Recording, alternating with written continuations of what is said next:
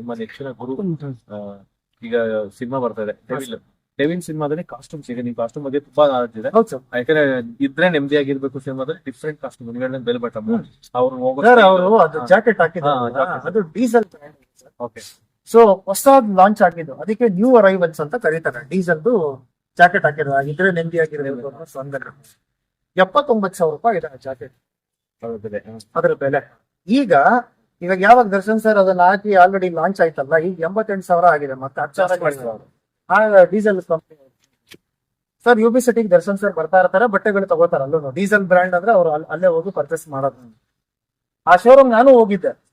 Starting ಒಂದು person 30,000 ರೂಪಾಯಿಂದ start. ಅದು ಅವ್ರ ಆಫರ್ ಹಾಕಿದ್ರೆ 15,000 ರೂಪಾಯಿ ಇರುತ್ತೆ. ಅದು ಬಿಟ್ರೆ 30,000 ಇಂದ ಶುರು. ಅಲ್ಲಿ ಅವ್ರ ಅದೇ ಹೇಳಿದ್ರು, ಯಾವಾಗ ದರ್ಶನ್ ಸರ್ ಆ ಸಾಂಗ್ ಅಲ್ಲಿ ಜರ್ಕಿನ್ ಹಾಕೋರು ಈ ಜಾಕೆಟ್ ಒಂದು ಬೆಲೆ ಬಂತು. ಅಲ್ಲಿವರೆಗೂ ಆ ಡೀಸೆಲ್ ಬ್ರ್ಯಾಂಡ್ಗೆ ಅಥವಾ ನೋಡಿ ಡೀಸೆಲ್ ಬರ್ಬರಿ ಯಾವ್ದು ಇವೆಲ್ಲ ಬ್ರ್ಯಾಂಡ್ಗಳಿದೆಯಲ್ಲ ಅದೆಲ್ಲ ದರ್ಶನ್ ಸರ್ ಯೂಸ್ ಮಾಡ್ತಾರೆ. ಅವ್ರು ಹಾಕಿದ್ಮೇಲೆ ಆ ಅಂಗಡಿಗೆ ಅದೊಂದು ಟ್ರೆಂಡ್. ನಾನು ಅದೇ ಹೇಳಿದೆ, ಅವ್ರು ಹಾಕಿದಾರಲ್ಲ ಬಿಡಿ ಅಟ್ಲೀಸ್ಟ್ ಇವಾಗ ಸೇಲ್ ಆಗುತ್ತೆ ಅಂತ ಹೇಳಿ. ಅದು ಪ್ರೈಸ್ ಜಾಸ್ತಿ ಆಗುತ್ತೆ, ಯೂಶಲಿ ಕಮ್ಮಿ ಆಗುತ್ತೆ. ಅವ್ರು ಹಾಕಿದ್ಮೇಲೆ ಜಾಸ್ತಿ ಆಗ್ಬಿಡುತ್ತೆ ಪ್ರೈಸಸ್. ಹಂಗೆ ಡಿಮ್ಯಾಂಡ್ ಜಾಸ್ತಿ ಆಗುತ್ತೆ. ಡಿಮ್ಯಾಂಡ್ ಜಾಸ್ತಿ ಆಗುತ್ತೆ. ಮತ್ತೆ ಇದು ಇನ್ನೊಂದು ಒಂದು ನೋಡಿ, ನೀವು ಡೆವಿಲ್ ಸಿನಿಮಾ ಬಗ್ಗೆ ಹೇಳಿದ್ರಿ. D devil, D Darshan, D diesel, D December, 4 ಎಲ್ಲ D D D triple D 4D ರೇಡಿಯಲ್ಲ 4D. ಹೌದು. Diesel Darshan December devil. ಅದಾದ್ಮೇಲೆ ನೋಡಿ ಏನ್ ಜರ್ಕಿನ್ ಹಾಕಿದಾರಲ್ಲ 1978 ಅಂತ ಲೋಗೋ ಇತ್ತು. ಅಂದ್ರೆ Darshan sir date of birth 1977, ಇಲ್ಲಿ 1978 ಆದ್ಮೇಲೆ ಆ ಡೀಸೆಲ್ ಬ್ರ್ಯಾಂಡ್ ಸ್ಟಾರ್ಟ್ ಆಗಿದೆ. ಅಬ್ಸರ್ವ್ ಮಾಡಿ ಸರ್. ಏನು ಯೂಶಲಿ ಏನ್ ಗೊತ್ತಾ ಸರ್, ಎಲ್ಲರೂ ಸಿನಿಮಾ ಬಂದು ನೋಡ್ತಾರೆ, ಕೂತ್ಕೋತಾರೆ ಥಿಯೇಟರ್ ಅಲ್ಲಿ ಸಿನಿಮಾ ನೋಡ್ತಾ ಇರ್ತಾರೆ. ನಾನ್ ಸಿನಿಮಾ ಜೊತೆಗೆ ಏನ್ ಕಾಸ್ಟ್ಯೂಮ್ ಹಾಕಿದ್ದಾರೆ, ಎಲ್ಲಿಂದ ಬ್ಯಾಕ್ ಡ್ರಾಪ್ ಲೊಕೇಶನ್ ತೆಗೆದಿದ್ದಾರೆ, ಕ್ಯಾಮ್ರಾ ಯಾವ ಆಂಗಲ್ ಇಟ್ಟಿದ್ದಾರೆ, ಏನ್ ಲೆನ್ಸ್ ಯೂಸ್ ಮಾಡಿದ್ದಾರೆ, ನಾನ್ ಫೋಟೋಗ್ರಫಿ, ಲೈಟಿಂಗು ಪ್ರತಿಯೊಂದು ಅಬ್ಸರ್ವ್ ಮಾಡ್ತಾ ಇರ್ತೀನಿ. ಅಂದ್ರೆ ನನ್ಗೆ ಅದ್ರ ಬಗ್ಗೆ ಇಷ್ಟ. ಮತ್ತೆ ನನ್ನ ಹೀರೋ, ನನ್ನ ಯಜಮಾನ ಆ ತರ ಅಬ್ಬರಿಸ್ತಾ ಇದಾರೆ ಒಂದು ಸ್ಕ್ರೀನ್ ಮೇಲೆ, ಅವ್ರ ಪ್ರೆಸೆನ್ಸ್ ನೋಡಕ್ಕೆ ನನ್ಗೆ ತುಂಬಾ ಇಷ್ಟ. ರೀಲ್ಸ್ ಎಲ್ಲ ಮಾಡಿದ್ರೆ ಸರ್ ನಾನು ಇಲ್ಲ ಸರ್, ನಾನು ಯೂಶಲಿ ರೀಲ್ಸ್ ಯಾವ್ದು ಮಾಡಲ್ಲ ಸರ್. ನಾನು ಇವತ್ತರೆಗೂ ಯಾರಿಗೂ ಮಾಡಿಲ್ಲ. ಒಂದು ಚಿಕ್ಕ ಮಗು ಒಂದು ಫಂಕ್ಷನ್ಗೆ ಹೋಗಿದ್ದಾಗ ಅವ್ರ ತಾಯಿ ಬಂದು, ಈ ಮಗು ದರ್ಶನ್ ಅವ್ರ ಅಭಿಮಾನಿನಪ್ಪ, ನೀನು ನೋಡಿದ್ರೆ ಒಳ್ಳೆ ದರ್ಶನ್ ತರ ಕಾಣಿಸ್ತಿ ಅಂತ ನನ್ ಮಗು ನೋಡ್ಬಿಟ್ಟು ನಿನ್ನ ಹತ್ರ ಮಾತಾಡ್ಸಮ್ಮ ಅಂತ ಹೇಳ್ತು. ಒಂದೇ ನನ್ ಮಗು ಜೊತೆ ರೀಲ್ಸ್ ಮಾಡ್ತೀನಿ ಅಂದಿದ್ದಕ್ಕೋಸ್ಕರ ಕಾಟೇರ ಸಿನಿಮಾದು ರೀಲ್ ಮಾಡ್ತಾ ಬಿಟ್ರೆ ನಾನು ಯಾವತ್ತೂ ರೀಲ್ ಮಾಡಿಲ್ಲ ಸರ್. ತುಂಬಾ ಜನ ಅದಕ್ಕೆ ಈಚೆ ಕಡೆ ಹೋದಾಗ ಹೇಳ್ತಾರೆ, ಏನ್ ಗುರು ನಾನು ನಿನ್ ನೋಡೋದಕ್ಕೆ ನಮ್ ಬಾಸ್ ತರ ಕಾಣಿಸ್ತೀಯ, ಆಮೇಲೆ ನೀನ್ ಮಾತಾಡೋ ಸ್ಟೈಲು, ನಿನ್ ಬಾಡಿ, ಗುರು ನಾನ್ ಯಾರ ಶಿಷ್ಯ ಹೇಳು, ದರ್ಶನ್ ಅವ್ರ ಒಂಥರ ನಮ್ಗೆ ಬಾಸ್ ಇದ್ದಂತೆ. ಸೊ ಇದೆಲ್ಲ ಹೋದಾಗ ಆ ವಿಷಯ ಕೇಳಿದ್ರೆ ನಿಮ್ಗೆ ಏನ್ ಅನಿಸ್ತು? ಯಾವಾಗ ತುಂಬಾ ವರ್ಷದಿಂದ ನೋಡಿದ್ರ ಅಂದ್ರೆ ಅವರು ಚಾಲೆಂಜಿಂಗ್ ಸ್ಟಾರ್ ಆಗೋದಕ್ಕಿಂತ ಮುಂಚೆ ನೋಡಿದಂತ ವ್ಯಕ್ತಿ. ಹೌದೌದು. ಸಡನ್ ಆಗಿ ಆ ವಿಷಯ ಬಂತು ಸರ್. ಅದಾಗಿದ ತಕ್ಷಣ ನನಗೆ ಹೆಂಗಾಯ್ತು ಅಂದ್ರೆ ನೋಡಿ, ಅದು ಸರ್ ನನ್ನ ಹೆಸರು ಒರಿಜಿನಲ್ ನೇಮು ದೀಪು. ನನ್ಗೆ ತೊಟ್ಲೆಸರು ಅಂತ ಮನೇಲಿ ಇಡ್ತಾರಲ್ಲ, ಆಂಜನೇಯ ಸ್ವಾಮಿ ಮನೆ ದೇವ್ರು. ನಾನು ಅದಕ್ಕೆ ಇವತ್ತು ಯಾತಕ್ಕೆ ಸರ್ ಇವತ್ತು ಆಂಜನೇಯ ಸ್ವಾಮಿ ದೇವಸ್ಥಾನ ಹತ್ರನೇ ಬನ್ನಿ ಸರ್ ಮಾತಾಡೋಣ ಅಂತ ಹೇಳಿದ್ ಏನಕ್ಕೋಸ್ಕರ ಅಂತ ಹೇಳಿದ್ರೆ, ಇಲ್ಲ ಈ ಜಾಗ ಏನ್ ನೋಡ್ತಾ ಇದ್ದೀರಲ್ಲ ಸರ್ ಲೊಕೇಶನ್, ಈ ಲೊಕೇಶನ್ ಅಲ್ಲಿ ನಾವು ಆ ಚಿಕ್ಕ ಹುಡುಗರಿದ್ದಾಗ ಗಾಳಿಪಟ ಹರಿಸ್ತಾ ಇದ್ದೀವಿ. ನನಗೆ ಗಾಳಿಪಟ ಹರಿಸೋದು ತುಂಬಾ ಇಷ್ಟ. ಸೊ ಹಂಗಾಗಿ ಇದೆಲ್ಲ ಫುಲ್ಲು ಗಾಳಿ ಇರ್ತಿತ್ತು. ನೋಡಿ, ಏನು ಇಂಪ್ರೂವ್ಮೆಂಟ್ ಆಗಿರ್ಲಿಲ್ಲ. ಇವತ್ತು ಇಲ್ಲಿ ಈ ತರ ನೀಟಾಗಿ ಒಂದು ಪಾರ್ಕ್ ಮಾಡಿದ್ದಾರೆ. ಅದಾದ್ಮೇಲೆ ನೋಡಿ, ಹುಚ್ಚ ಅಂತ ಮೂವಿ ಬಂತಲ್ಲ ಸುದೀಪ್ ಸರ್ದು, ಉಸಿರೇ ಸಾಂಗ್ ಸುದೀಪ್ ಸರ್ ಅದು ಮೇಲ್ಗಡೆ ವಾಕ್ ಮಾಡ್ಕೊಂಡು ಅದೊಂದು ಶಾರ್ಟ್ ತೆಗೆದಿದ್ದಾರೆ. ಮತ್ತೆ ಈ ಮೆಟ್ಲ ಹತ್ರ ಎಲ್ಲ ಕೂತ್ಕೊಂಡು ಅದೊಂದು ಸಾಂಗ್ ಅಲ್ಲಿ ಒಂದು ಆ ಸಾಂಗ್ ಬರುತ್ತಲ್ಲ,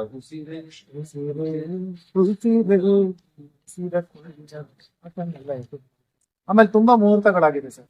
ಈಗ ಆದಿತ್ಯ ಅವ್ರದ್ದು Bangalore under world Darshan sir ಇಲ್ಲಿಗೆ ಬಂದು ಕ್ಲಾಪ್ ಮಾಡಿದ್ರು, ಇಲ್ಲೇ ಮುಹೂರ್ತ ಆಗಿದೆ. ಚಿರಂಜೀವಿ ಸರ್ಜಾ ಅವ್ರದ್ದು ಒಂದು ಸಿನಿಮಾ ಇಲ್ಲೇ ಮುಹೂರ್ತ ಆಗಿದೆ.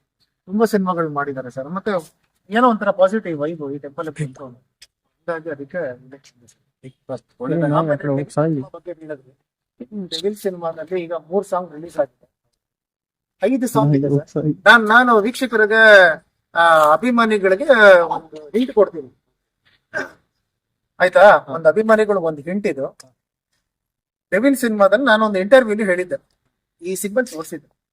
ಆಕ್ಚುಲಿ ಎಲ್ಲರೂ ಕೇಳಿದ್ರು ನನಗೆ ಇಂಟರ್ವ್ಯೂ ಎಲ್ಲ ಹೋಗಿ, ಏನ್ ಗುರು ಇದು ಅದೇನೋ ಇದನ್ನ ಹೇಳಿದ್ಯಲ್ಲ ಅಂತ. ಅದು PN ಸತ್ಯ ಅವರು ವೀಕೆಂಡ್ ವಿತ್ ರಮೇಶ್ ಅಲ್ಲಿ, ಬಾಸ್ ಯಾವತ್ತಿದ್ರು ನೀವು ಇದೆ ಅಲ್ಲ ಅಂದ್ರೆ ವಿ ಫಾರ್ ವಿಕ್ಟ್ರಿ ಡೆವಿಲ್ ಸಿನಿಮಾದಲ್ಲಿ, ಯಾಕಂದ್ರೆ ಅವರು ಕಮ್ ಬ್ಯಾಕ್ ಆಗಿದಾರಲ್ಲ ಸರ್. ಈಗ ನೋಡಿ, ಹೋದ ವರ್ಷ ಕಾಟೇರ ಬ್ಲಾಕ್ ಬಸ್ಟರ್ ಇತ್ತು.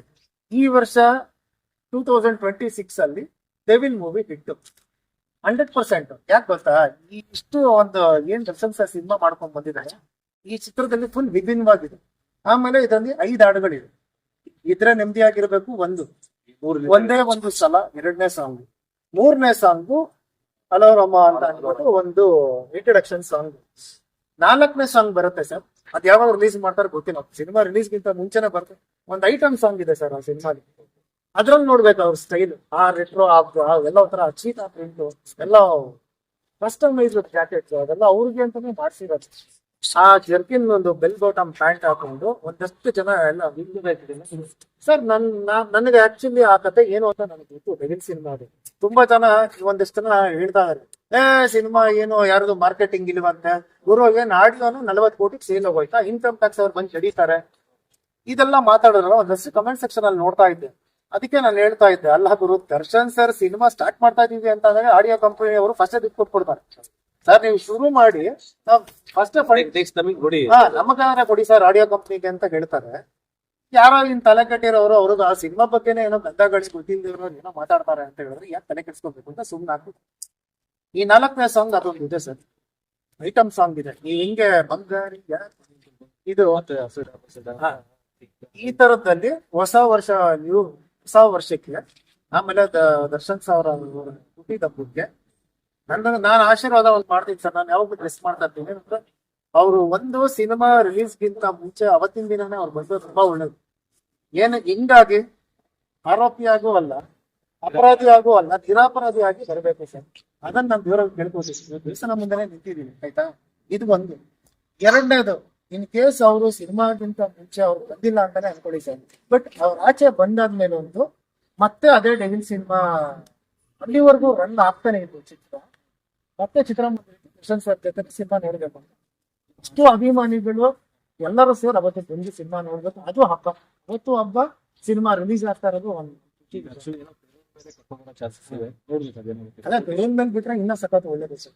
ತುಂಬಾ ಖುಷಿ ಪಡ್ತಾರೆ. ಯಾಕಂದ್ರೆ ಈಗ ಅವ್ರಿಗೂ ಒಂದು ಅನ್ನಿಸ್ತಾ ಇರುತ್ತೆ ಸರ್, ಈಚೆ ಹೇಗ್ ನಡೀತಾ ಇದ್ವಿ, ಇನ್ ನಾನ್ ಯಾವಾಗ ಆಚೆ ಕಡೆ ಹೋಗ್ತೀನಿ, ನಾನೇನು ತಪ್ಪೇ ಮಾಡಿದ್ರೆ ಕನ್ಸ್ ಕಟ್ಕೊಂಡು ಒಂದು ಸಿನಿಮಾ